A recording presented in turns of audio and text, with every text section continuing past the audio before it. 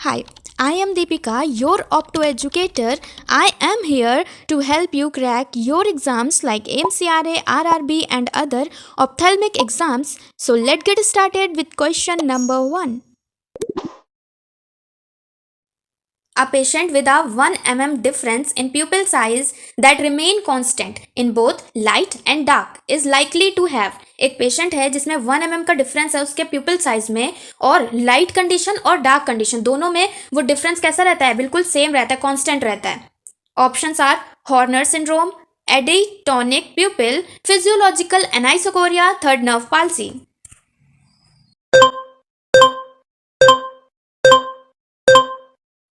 So the answer is physiological एनाइसोकोरिया.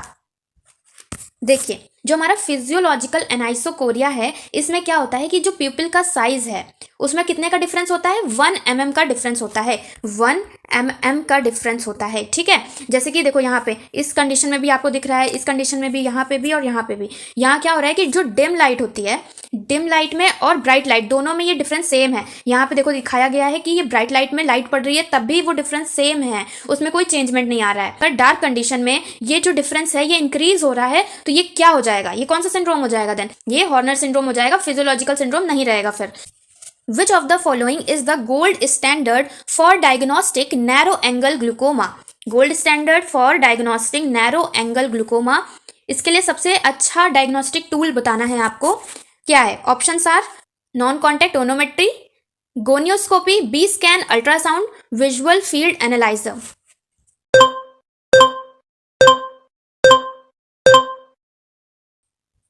So the correct answer is gonioscopy. जो drainage angle है वो किस condition में है, ये हम गोनियोस्कोपी के थ्रू देखते हैं. देखो जैसे यहाँ पे दिखाया जा रहा है, यहाँ पर क्या देख रहे हैं हम गोनियोस्कोपी के थ्रू, कि ये जो ट्रेबिकुलर मैशवर्क है जहाँ से एक्वस ह्यूमर जो है वो बाहर जाता है, वो किस कंडीशन में है, क्या वो एंगल बंद है, क्या वो एंगल खुला हुआ है, या फिर उसमें कोई और चीज प्रॉब्लम है ना. तो ये सारी चीजें हम कंफर्म करते हैं थ्रू गोनियोस्कोपी. तो gonioscopy is very important in case of glaucoma. Next question is stem conide is a geometric representation used to describe. Options are simple myopia, presbyopia, astigmatism, keratoconus.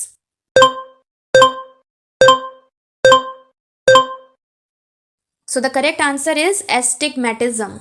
Let's see the explanation. Astigmatism क्या होता है? Astigmatism में बहुत सारी focal lines बनती हैं, बहुत सारे फोकल पॉइंट्स बनते हैं, एक सिंगल इमेज हमें नहीं मिलती, एक सिंगल पॉइंट नहीं मिलता हमें. ठीक है, तो यही बताया गया है कि जो space between the two lines, ये जो दो लाइंस फॉर्म हो रही हैं, इन दोनों लाइंस के बीच का, इन दोनों लाइंस के बीच में हमारा स्टेम कोनाइड बनता है. और बेस्ट फोकस पॉइंट हम किसे कहते हैं? सर्कल ऑफ लीस्ट कंफ्यूजन को बेस्ट फोकस पॉइंट कहते हैं. और वो सर्कल ऑफ लीस्ट कंफ्यूजन ये है, देखिए यहाँ, ये देखिए जो सर्कल ऑफ लीस्ट कंफ्यूजन है ये क्या है, बिल्कुल सर्कल जैसा है, बिल्कुल गोल है. इसमें बाकी अगर आप देखेंगे तो क्या है, कोई ओवल है, कोई स्ट्रेट लाइन है, कोई वर्टिकल स्ट्रेट है, हॉरिजॉन्टल स्ट्रेट है, लेकिन ये जो सी पॉइंट है ये क्या है, बिल्कुल एकदम सर्कल की जैसा, एकदम गोल है पूरा हर जगह से, है ना. तो ये क्या है, बेस्ट फोकस है. Next question is a bitotic spot on the conjunctiva is a clinical sign of which deficiency. यहाँ पे पूछा गया है कि जो बाइटोटिक साइन होते हैं, बाइटोटिक स्पॉट होता है, वो किस डेफिशिएंसी की वजह से होता है? Options are vitamin B12, vitamin A, vitamin C, vitamin D.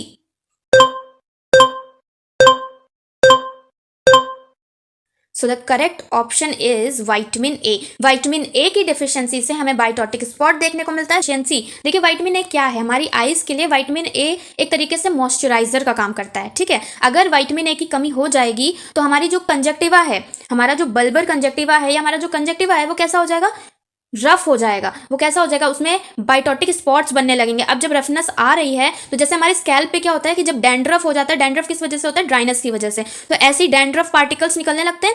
वैसे ही जब हमारी कंजक्टिवा ड्राई हो जाती है, हमारी आईज में ड्राइनेस होती है, मॉइस्चराइजर नहीं मिल रहा होता हमारी आई को, यानी कि विटामिन ए की कमी हो जाती है, तो क्या ज़ेरोप्थैल्मिया देखने को मिलता है. और ज़ेरोप्थैल्मिया में ही क्लिनिकल साइन में बाइटोटिक स्पॉट आता है, जो कि एक फोमी ट्रायंगुलर एक्यूमुलेशन होती है, कैरेटीन यानी कि प्रोटीन का एक्यूमुलेशन होता है. Keratin is a protein. Okay, और ये कुछ इस तरह से देखने को मिलता है. देखिए यहाँ पे बना हुआ है. So the next question is in retinoscopy if you see a with motion at 1 meter, the patient is likely retinoscopy में आपको विद मूवमेंट दिख रहा है at 1 metre distance. Options are myopic more than -1 dioptre, hyperopic और myopic less than -1 dioptre, emmetropic और only हाइप्रोपिक।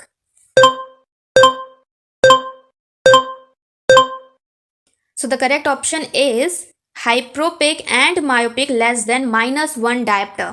देखिए यहाँ पे हाइप्रोपिक और मायोपिक लेस देन -1 डायप्टर इसलिए बोला गया है क्योंकि उस क्वेश्चन में कुछ आपको बिल्कुल कंफर्म चीज़ें नहीं दी गई हैं। आपको एक मोटा मोटा चीज़ें दे दी गई हैं कि आपको विद मूवमेंट मिल रहा है 1 मीटर की डिस्टेंस पे मिल रहा है, ठीक है, लेकिन विद मूवमेंट मिल रहा है हमें, इसका मतलब क्या है कि हमें न्यूट्रलाइज करने के लिए और ज़्यादा प्लस लेंसेज की ज़रूरत पड़ेगी, हमें और ज़्यादा प्लस लेंसेज बढ़ाने पड़ेंगे। इसलिए हमने यहाँ पर हाइप्रोपिक और myopic less than -1 dioptre choose किया है, क्योंकि 1 मीटर की डिस्टेंस पे आपका 1 डायप्टर तो ऐसे ही बन गया एज अ वर्किंग डिस्टेंस, ठीक है।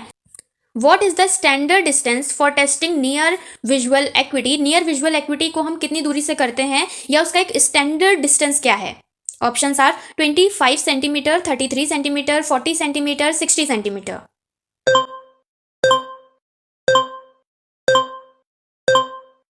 So the correct answer is C 40 centimetre. देखिए यहाँ पे 40 सेंटीमीटर जो है ये ग्लोबली एक्सेप्ट किया गया है, जबकि कहीं कहीं कुछ क्लिनिक्स पर 33 सेंटीमीटर को भी यूज़ किया जाता है, बट हम लोग 40 सेंटीमीटर यानी 16 इंचेस को ज़्यादा प्रीफर करते हैं क्योंकि ये वर्ल्ड वाइड एक्सेप्टेड है, ठीक है। Next question is which layer of the cornea is the thickest? Options are endothelium, stroma, Descemet membrane, endothelium.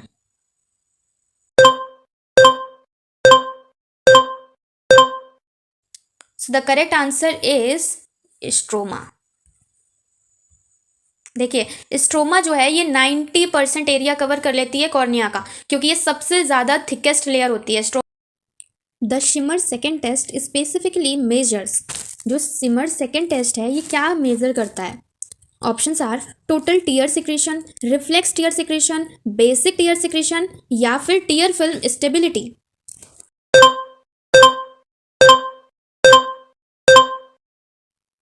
So the correct answer is reflex tear secretion. जब हमें पूरा टोटल टीयर सिक्रीशन निकालना है तब हम शिमर 1 टेस्ट करेंगे, ठीक है, लेकिन जब हमको केवल किसी कंडीशन की वजह से या केवल रिफ्लेक्स टीयर को मेजर करना है, रिफ्लेक्स टीयर कौन से होते हैं? जब कोई कुछ रॉन्ग हो जाता है, कुछ गलत हो जाता है, तो जो उस टाइम पे जो आंसू निकलते हैं उन्हें बोलते हैं रिफ्लेक्स टीयर सिक्रेशन। और जो शिमर सेकेंड टेस्ट है इसमें हम क्या करते हैं, नोज में हम कुछ ऐसा करते हैं जिसकी वजह से क्या है, आंसू आए, तो यानी हम ट्रिगर कर रहे हैं, हम जबरदस्ती आंसू निकलवा रहे हैं देखने के लिए कि कितना रिफ्लेक्स टीयर हम बना पा रहे हैं, हमारी आंख जो है वो क्रिएट कर पा रही है। तो एक तरीके से जो शिमर 1 टेस्ट है इसमें सारे तरीके के हमारे जो सिक्रेशन है वो आ जाते हैं, यानी अचानक से जो आंसू आते हैं वो भी, और जो नॉर्मल बेसिक टीयर होता है उसको भी, यानी टोटल काउंट निकालते हैं टीयर का, ठीक है। लेकिन जब शिमर 2 की बात करते हैं तो उसमें हम रिफ्लेक्स टीयर का सिक्रेशन देखते हैं केवल, बाकी किसी चीज का नहीं देखते, ठीक है।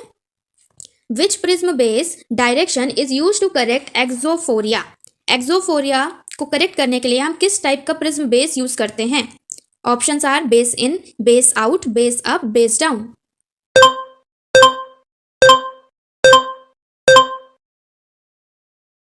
So the correct option is base in prism. Let's see the explanation. देखिए यहाँ बेस इन क्यों यूज किया गया है, वहां पे आपसे बोला गया है एक्सोफोरिया। एक्सोफोरिया, एक्सोफोरिया यानी कि बाहर की साइड आंख जा रही है, ये देखिए आंख जो है वो बाहर की साइड जा रही है, और जिस तरफ का डेविएशन होता है हमेशा उसके अपोजिट में बेस लिया जाता है, ठीक है। एक्सो मतलब होता है बाहर, और बेस इन का मतलब होता है बेस कहाँ है, अंदर है, बाहर एक्सो डेविएशन, डेविएशन बाहर है, इसलिए हमने बेस अंदर की साइड लिया है, तो ये हमेशा याद रखिए। तो एक्सोफोरिया है तो हम कैसा बेस इन लेंगे, ठीक है। और अगर यहाँ पे ईजो डेविएशन होता तो हम यहाँ पे बेस आउट लेते। Next question is Fuchs dystrophy primarily affect which corneal layer? Fuchs dystrophy किस लेयर को प्राइमरली अफेक्ट करती है? Options are epithelium, Bowman's layer, endothelium, stroma.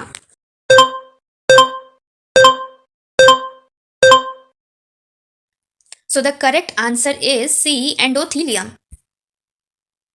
देखिए एंडोथेलियम जो है ये क्या है, इसमें हमारे पास एंडोथेलियम में ही सोडियम पोटेशियम पंप प्रेजेंट होता है, जो कि हमारी आईज को, हमारी कॉर्निया को क्या करता है, इडिमा फ्री रखता है, यानी कि उसको स्वेल होने से बचाता है सोडियम पोटेशियम पंप, ठीक है। और जो हमारा फुक्स डिस्ट्रॉफी है, इस फुक्स डिस्ट्रॉफी में क्या होता है, जो एंडोथेलियल सेल्स होती हैं उनका लॉस होने लगता है, ठीक है, और क्या बना देती है वो, ग्लूटाइन, ग्लूटे बना देती हैं, ठीक है, जिसकी वजह से कॉर्नियल इडिमा, ब्लर विजन देखने को मिलता है। Thank you for watching, please subscribe my channel.